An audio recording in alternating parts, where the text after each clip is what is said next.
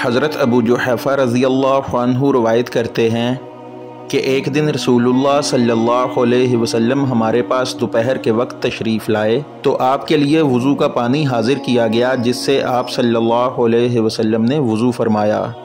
لوگ آپ کے وضو کا بچا ہوا پانی لے کر اسے اپنے بدن پر پھیرنے لگے۔ آپ صلی اللہ علیہ وسلم نے ظہر کی 2 رکعتیں ادا کیں اور عصر کی بھی 2 رکعتیں، اور آپ صلی اللہ علیہ وسلم کے سامنے آڑ کے لیے ایک نیزہ گاڑا ہوا تھا۔